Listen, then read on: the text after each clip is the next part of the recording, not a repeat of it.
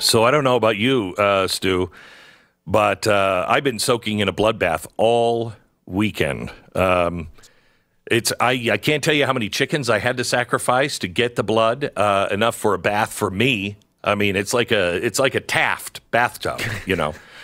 That is a very nerdy joke, but I like it.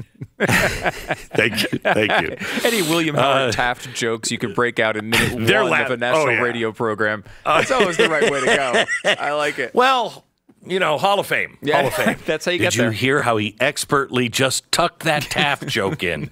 Not a lot of opportunities for those. So anyway, this weekend, apparently, according to the mainstream media, and a lot of them, they said that Donald Trump was calling for a bloodbath if he didn't win. Listen, cut 3. Cut 3. But as Politico.com reports tonight on the, quote, bloodbath at the RNC, headlines calling it a, quote, bloodbath. Be a bloodbath. Not only is it going to be a bloodbath, but after they leave New Hampshire, it's a bloodbath on her home turf. That's really tough. Trump has left a lot of corpses in his wake. I mean, we can count the bodies. As part of the, quote, MAGA drive to take over Maricopa County. And the headline refers to it as an impending bloodbath. columnist Charles Blow has a new piece for the New York Times entitled A Biden Bloodbath. 2018 midterms, you can bet that they 100% are fearing a slaughter. In fact, the word bloodbath and massacre come up frequently. The Republican Party will be destroyed. It's going to be a bloodbath. There's going to be a bloodbath one way or the other. Bloodbath for Bernie Sanders. Oh, it's been a bloodbath. They're goodness. shaping up to be a bloodbath. Head off a bloodbath in next year's crucial midterm. Off-year elections are often a bloodbath. This week's bloodbath for Democrats. A bloodbath at the ballot box. There could be a Republican bloodbath. They'll talk about a bloodbath. It's a bloodbath. I have to talk about you. And It's going to be a bloodbath all day long. Is in for a bloodbath. Hasn't been a bloodbath on the way down. Donald Trump bloodbath. Be a bloodbath. Predicted to be a bloodbath. May not be the bloodbath. It would be a bloodbath. More of a bloodbath. It's going to be a bloodbath in November. Possible Biden bloodbath this November. A bloodbath on Wall Street. There's going to be a bloodbath In Alabama into a bloodbath. Obviously, there was a bloodbath. It was a bloodbath. We're down 800 points. This bloodbath at Department of Homeland Security. And it's a bloodbath today. There was going to be this bloodbath. Election bloodbath. It could be a bloodbath for them. Bloodbath, possibly. Bloodbath that went through with the Attorney General. Stop. I can't. I got to get out of this tub. There's just too much bloodbath. Now, this is the media. Saying, using the word bloodbath. Now, when you say it's going to be a bloodbath, Stu, what does that usually mean? Usually, what does that mean? It means something, a blowout, a defeat blowout of some sort in a notable But what way if with a you large use margin? the words, what if you use the word, like Van Jones did, a slaughter and a bloodbath? It would also It's going to be a slaughter and a bloodbath. That's an interesting question. That does change things, but not much. It basically means, again, Really? a blowout, a defeat by a large margin. Everyone knows what it means, and everyone knew what it meant until this weekend, apparently. I don't know. I don't know if that's entirely true. The media, they heard Donald Trump, and here's ABC, cut 10.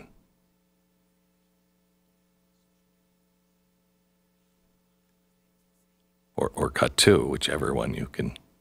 And former President Trump's campaign now on the defensive after his fiery rhetoric at a rally in Dayton, Ohio on Saturday night. Trump warning while discussing the economy that there would be a, quote, bloodbath if he is not reelected in November. This after the former president kicked off the event by paying tribute to those who attacked the U.S. Capitol on January 6th.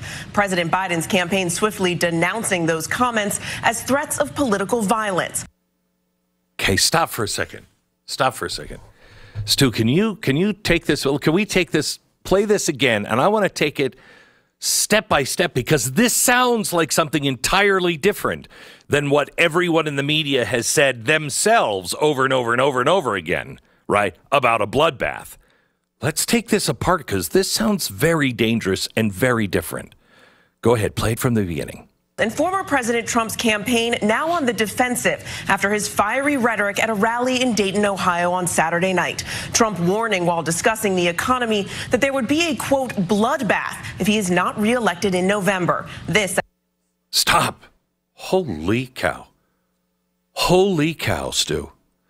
He's on the defensive now because he said something that maybe he shouldn't have said. So he's on defensive. And his fiery rhetoric is saying here from the stage, Stu, that if he's not elected, there'll be a bloodbath. Wow. See, because if you're elected in a bloodbath, that means that you would, of course, what? You'd slaughter them. You'd not literally, as we've learned from the media. But a bloodbath would be something that you'd either win or lose at a great number. But if he's elected or if he's not elected and then there's a bloodbath, that's right. That's different, Stu. It's really not. He's talking about, of course, the economic competition specifically as it's related to China and automobiles. No, you're not. No, you're not. No, you don't understand. I don't. He's elected. If he's not elected, there will be a bloodbath. That's what she said. Now let's listen on. Okay. After the former president kicked off the event by paying tribute to those who attacked the U.S. Capitol on January 6th. President Biden's campaign. Stop for a second. Holy cow. Now I think you see the connection. Oh. He said if he's not elected, there'll be a bloodbath in the same speech where he opened up praising those crazy people from January 6th. Wow, now I've been turned around. Yeah, this is dangerous rhetoric. He was talking about the dangerous people of January 6th, and then somehow or another, he went right into bloodbath. Right. If he's not elected. Well, you said right into. Right, well, he went right into bloodbath. Close. Is that... Well, pretty close. There were three ellipses. And, that's no big deal. So anyway, go ahead. Listen to the rest of the report here. Swiftly denouncing those comments as threats of political violence. Stop. There you go. Well, there wasn't. So five the president ellipses. immediately sprung in. No, it wasn't, Stu. It wasn't 5 ellipses. It was 3. And the president knows because the president immediately denounced those words as violent rhetoric. Okay? So what more do you need from this story? I mean, I don't know. Maybe the context? Would it be too much to ask to receive the context of the comments? Like what? Like maybe the lines preceding? I mean, it's not going to change. It's not going to change anything. But here's cut 18.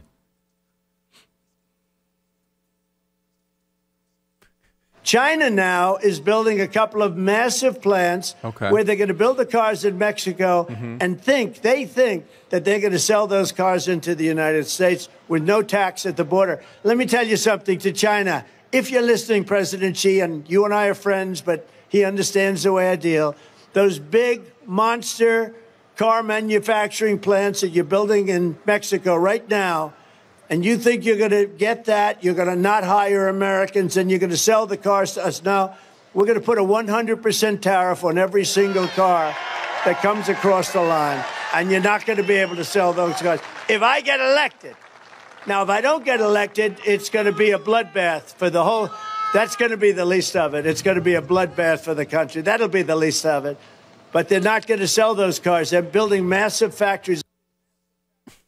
So wait a minute. I'm trying to figure this out. So China's building cars, and then he says he's going to put a tariff on if he's elected. If he's not elected, then somehow or another there'll be political violence everywhere, and his people will do a January 6th on the whole country.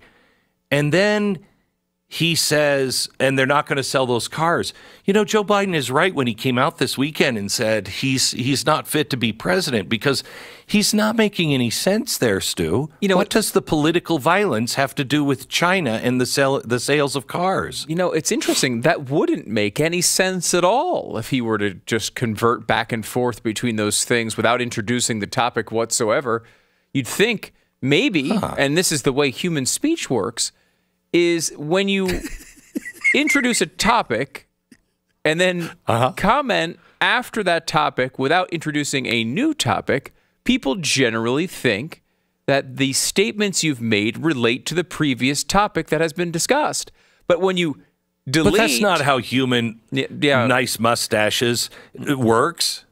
See, that's what you just did right there. I don't think is normal. I think you just said nice mustaches. So now are you talking about... Right. That was just, see, that's strange. Normally, the way people do is they string multiple sentences together on the same topic unless they specifically introduce a new topic. And if you kind of go by this old school analysis, Glenn, what you think is maybe he's talking about an economic bloodbath if China is allowed to import cars with the penalties not associated that he would. Seems entirely Campbell Soup's inconceivable. See, again, to me. You did it, Campbell Soup. That's not normal. What you're doing is not normal. Well, all I know is that's the way they teach it in journalism school. Now, in other news, when we come back, I'm going to tell you all about how the administration is putting together a cute little effort through USAID to make sure that you aren't given false or misleading information. Because they say during this election, some people will try to give you mis or mal or disinformation. And they need to be there to protect you from that. Otherwise, it could be a bloodbath. And I'm soaking in one right now. Well, that and, well, cream of chicken soup.